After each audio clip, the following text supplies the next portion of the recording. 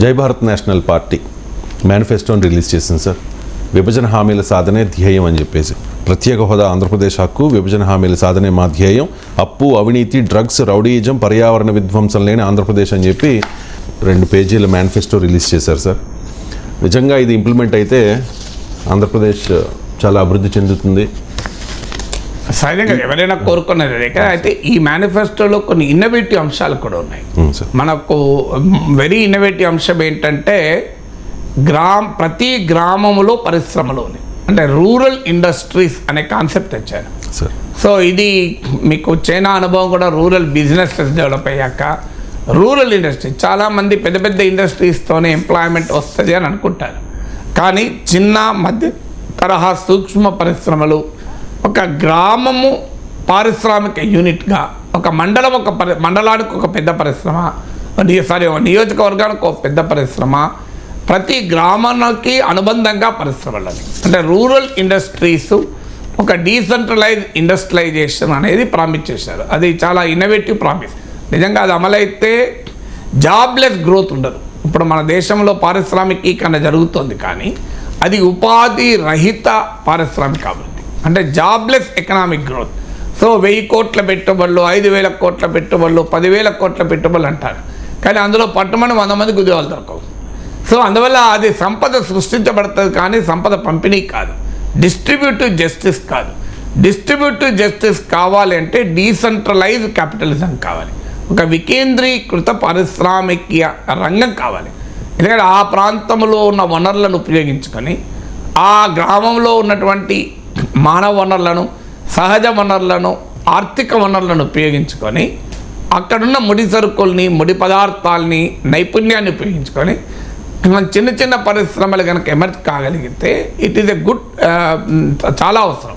అందువల్ల డెఫినెట్గా జేడీ లక్ష్మీనారాయణ గారిని ఆ మేనిఫెస్టోలో ఇలాంటి ఇన్నోవేటివ్ అంశాలు పెట్టినందుకు అభినందించాలి. ఎందుకంటే ఇప్పుడు మీకు తమిళనాడు ఎక్స్పీరియన్స్ తీసుకుంటే, తమిళనాడు ఇండస్ట్రియలైజ్ స్టేటే కాదు, తమిళనాడు ఇండస్ట్రియలైజేషన్లో మీకు స్మాలర్ అండ్ మీడియం ఇండస్ట్రీస్ ఎక్కువ, అందులో సామాజికంగా వెనుకబడిన వర్గాలు ఎక్కువ.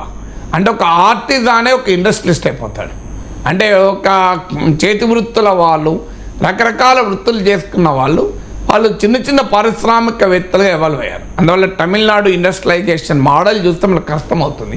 అందుకే Tamil Nadu is a very robust state. మీరు దాని ఆర్థిక పరిస్థితి సమర్థవంతంగా ఉంటుంది, సంక్షేమ పథకాలు కూడా చాలా ఎక్కువ అమలవుతాయి, ఎకనామిక్ గ్రోత్, అర్బనైజేషన్ కూడా చాలా ఎక్కువ, మోర్ దెన్ 50% పట్టణాల్లో నివసిస్తారు. అందువల్ల తమిళనాడు ఇండస్ట్రియలైజేషన్ యొక్క ఫలితాలు ప్రజలకు ఎక్కువగా పర్కలేట్ అయ్యాయి. అందువల్ల ఈ రూరల్ ఇండస్ట్రీస్ కాన్సెప్టు చాలా అప్రిషియబుల్ కాన్సెప్ట్. రెండవది అర్బన్ ఎంప్లాయ్మెంట్ స్కీమ్ అడిగారు, అంటే పట్టణ ఉపాధి హామీ పథకం అని. సో ఇది చాలా కాలంగా ఉన్న డిమాండ్. ఎందుకంటే గ్రామీణ ఉపాధి హామీ పథకం అమలయ్యాక అర్బన్ ఎంప్లాయ్మెంట్ స్కీమ్, ఎందుకంటే అర్బన్ పూర్ చాలా పెద్ద సంఖ్యలో ఉన్నారు. మీకు ఏ నగరమైనా తీసుకోండి, పట్టణం మహానగరమైనా తీసుకోండి, అర్బన్ ఎంప్లాయ్మెంట్ అనేది ఒక మేజర్ ఛాలెంజ్గా మారిపోయింది. ఎందుకంటే నగరాలు, పట్టణాల్లో స్కిల్డ్ మ్యాన్ పవర్కి ఎంప్లాయ్మెంట్ ఉంటుంది. అంటే అందులో ఇప్పుడు మన నాలెడ్జ్ ఎకానమీకి ట్రాన్స్ఫర్ అవుతున్న దశలో సో చాలా నైపుణ్యం ఉన్న వారికి మాత్రమే ఉపాధి దొరుకుతుంది. అందువల్ల అర్బన్ ఏరియాస్లో రకరకాల ఇన్ఫ్రాస్ట్రక్చర్ అవసరం ఉంటుంది, ఇన్ఫ్రాస్ట్రక్చర్ డెఫిసిట్ ఉంటుంది.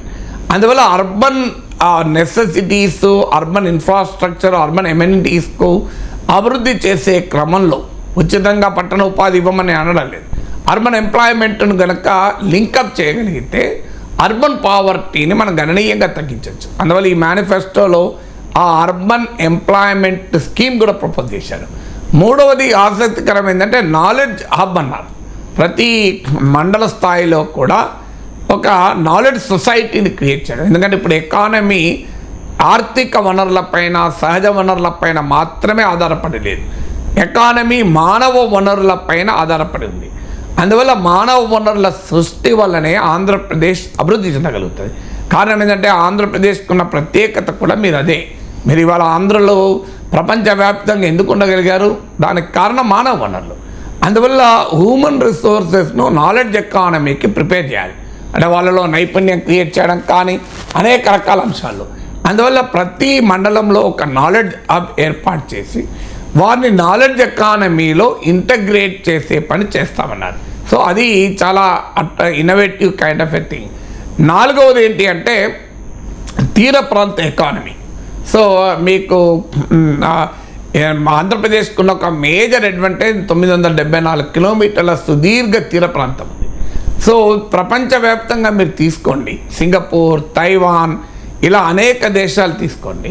సో ఒక తీర ప్రాంతం ఉన్న వారికి ఉండే ఒక ప్రధానమైన అడ్వాంటేజెస్ ఉంటాయి.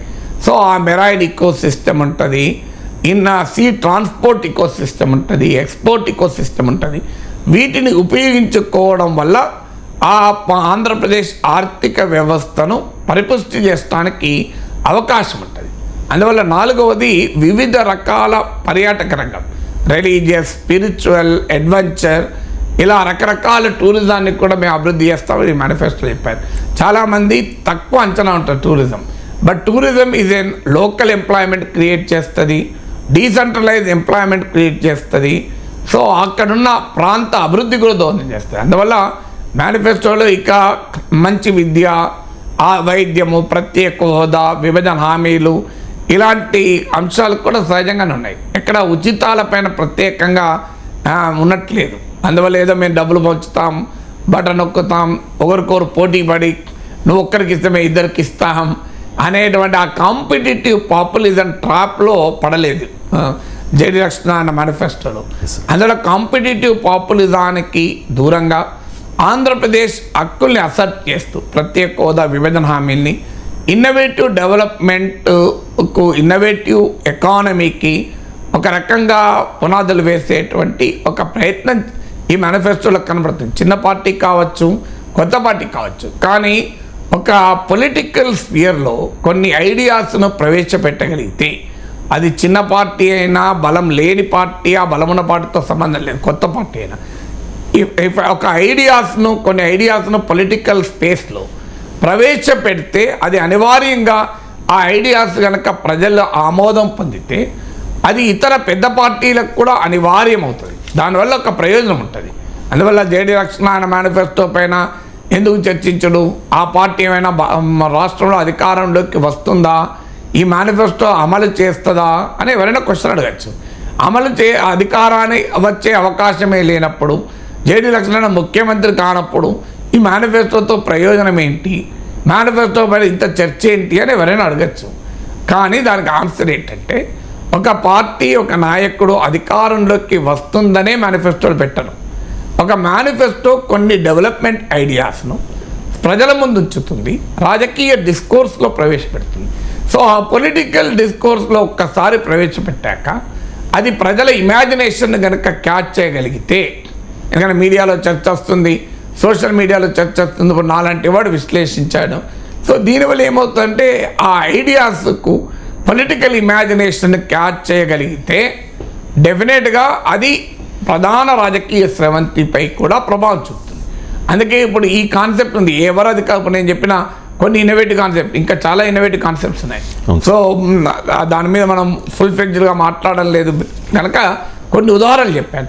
సో ఈ ఇన్నోవేటివ్ కాన్సెప్ట్స్ పొలిటికల్ డిస్కోర్స్లోకి ప్రవేశిస్తే అది ఆంధ్రప్రదేశ్ ప్రజలకు ఉపయోగపడుతుంది కదా. విద్యార్థులకు, వృద్ధులకు, దివ్యాంగులకు, గర్భిణీలకు ఆర్టీసీ బస్సులో ఉచిత ప్రయాణం, మహిళలందరికీ ఇక్కడ తెలంగాణలో ఉచిత ప్రయాణం ఇస్తూ ఉన్నారు, ఆంధ్రప్రదేశ్లో కూడా ఇవ్వబోతూ ఉన్నామని చెప్పి చంద్రబాబు నాయుడు గారు చెప్తూ ఉన్నారు. కానీ నిజంగా అవసరమైన వాళ్ళకి మాత్రమే ఇస్తామని చెప్పడం కూడా అది చాలా కరెక్ట్. అది ఇక్కడ ఇప్పుడు మన తెలంగాణలో కూడా మహిళలకు ఇచ్చారు, దివ్యాంగులకు లేదు. ఏం చెప్పాలంటే దివ్యాంగులకు అవసరం.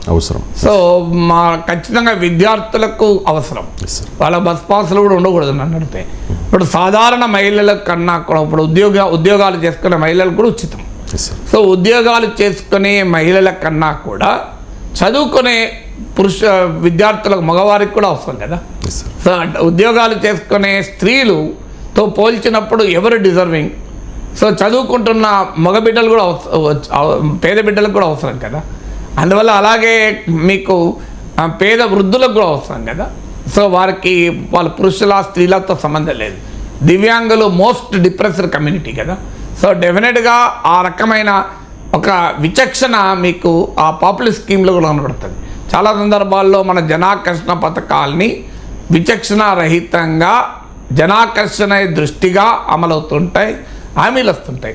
కానీ కాంపిటేటివ్ పాపులిజంలోకి పోలేదని ఇంతకుముందు చెప్పిన దాంట్లో ఉద్దేశం అది. So it is a selective populist scheme.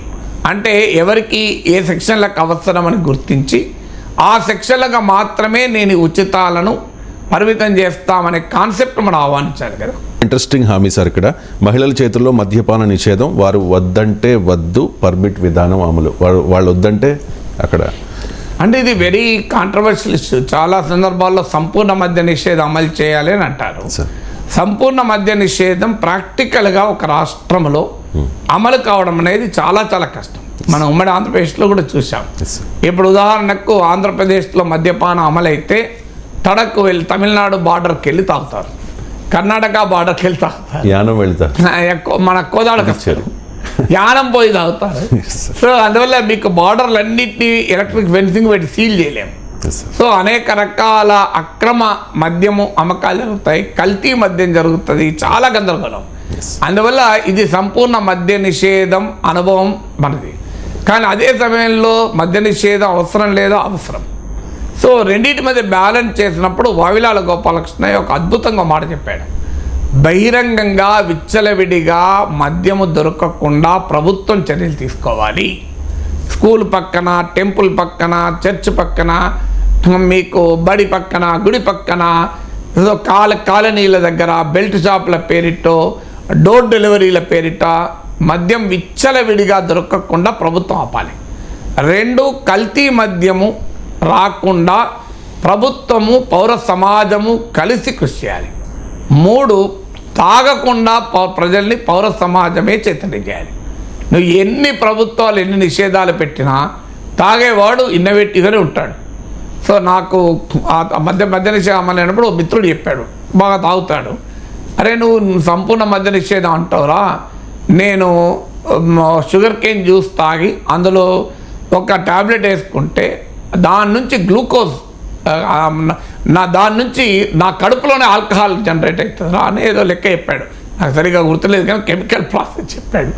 So అట్లా నా కడుపులోనే ఆల్కహాల్ జనరేట్ అయితే నువ్వు నిషేధిస్తావారా అంటే, నీ కడుపులో సైనైడ్ కూడా ఉత్పత్తి చేసుకోరా. నేనేమన్నా ఇక నేనేమనంటా నువ్వు తాగదలుచుకుంటే అన్నా.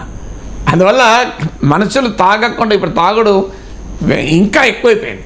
ఇది మోడర్న్ సొసైటీస్ పేరిట అప్పర్ క్లాస్ స్టేటస్కు సింబల్గా మారిపోయింది. కుటుంబాలు కూర్చు తాగుడు అలవాటు మొదలైంది.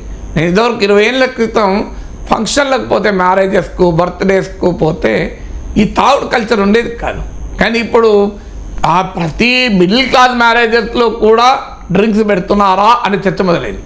డ్రింక్స్ ఎక్కడున్నాయని. దానివల్ల నాలాంటి వాడికి లాభం అవుతుంది. ఎందుకంటే నేను తాగను, నేను వెజిటేరియన్. అందువల్ల నా కౌంటర్ చాలా ఖాళీగా ఉంటుంది. ఎన్ని వేల మంది ఉన్న పెళ్ళికి పోయినా నాకు ఎలాంటి టెన్షన్ లేదు. ఎందుకంటే ఆ కౌంటర్లో ఎవడు ఉండడు, నానంటాడు. సో నేను అల్పసంఖ్యాక వర్గం. సో అందువల్ల నానంటే లాభం కావచ్చు. కానీ తాగుడు సంస్కృతి విశృంఖలంగా పెరిగింది కనుక దాన్ని ఎంత మేరకు నియంత్రించినా అది ఆహ్వానించాల్సిందే. అది కూడా అందుకే బహుశా సంపూర్ణ మద్య నిషేధం అని ఆచరణ సాధ్యం కానీ అమలుకు కష్టం వీలు కానీ హామీ ఇవ్వకుండా దానికి ఉమెన్ ఎంపవర్ చేస్తూ ఆ స్థానిక మహిళల సాధికారికత ఆధారంగా మద్య నియంత్రణ హామీ పెట్టడం కూడా మనం ఇట్స్ వెరీ క్రియేటివ్ కదా. జాబ్ క్యాలెండర్ విషయం అంటే మేము అధికారంలోకి వచ్చిన తర్వాత ఖచ్చితంగా ఇన్ని జాబులు ఇస్తాం, అన్ని జాబులు ఇస్తాం, యువతకు ఉపాధి కల్పిస్తామని చెప్తూ ఉంటారు. ఇప్పుడు ఏపీలో కూడా ప్రతిపక్షాలు క్వశ్చన్ చేస్తూ ఉన్నాయి సార్, ఎక్కడ జాబ్ క్యాలెండర్ అని చెప్పి. జేడి లక్ష్మీనారాయణ గారు తన జై భారత్ పార్టీ మేనిఫెస్టోలో ఇంక్లూడ్ చేసింది సార్. మంచి హామీ ఇది. ప్రతి సంవత్సరం జాబ్ నోటిఫికేషన్లు జనవరి 26న గ్రూప్ 1 డేట్తో సహా చెప్పేస్తూ ఉన్నారు సార్. ఆగస్టు 15న గ్రూప్ 2, సెప్టెంబర్ 5న డిఎస్సి, అక్టోబర్ 31న ఎస్ఐ అండ్ కానిస్టేబుల్ అని చెప్పి డేట్తో సహా. అంటే అది యూపీఎస్సిలో ఆ ట్రెండ్ ఆల్రెడీ ఉంది. ఇప్పుడు సివిల్ సర్వీసెస్కు షెడ్యూల్ ఉంది. ఇది చాలా కాలంగా ఉన్న డిమాండ్. నేను శాసన మండలి సభ్యుడిగా ఉన్న రోజుల్లో కూడా మేము డిమాండ్ చేశాం. అయ్యా ఇది సుదీర్ఘ ప్రక్రియ కాకూడదు. కొన్ని గ్రూప్ 1 పరీక్షలు అయితే ప్రభుత్వాలే మారిపోతున్నాయి. ఇప్పుడు ప్రజెంట్ గ్రూప్ 1 తెలంగాణలో కేసీఆర్ ముఖ్యమంత్రులు ఉన్నప్పుడు నోటిఫికేషన్ వస్తే రేవంత్ రెడ్డి ముఖ్యమంత్రి అయిపోయాడు, ఇప్పటికి ఎగ్జామ్ లేదు కదా, మధ్య 2 సార్లు క్యాన్సిల్ అయ్యి. సో గ్రూప్ 1 పరిస్థితి అంటే నేను జోక్గా అంటుంటాను. సో 3 సార్లు ఒక వ్యక్తి జీవితంలో గ్రూప్ 1 అవకాశం వస్తుంది. 1 బాల్యంలో, 2 యవ్వనంలో, 3 వృద్ధాప్యంలో, 4 మరణానంతరం.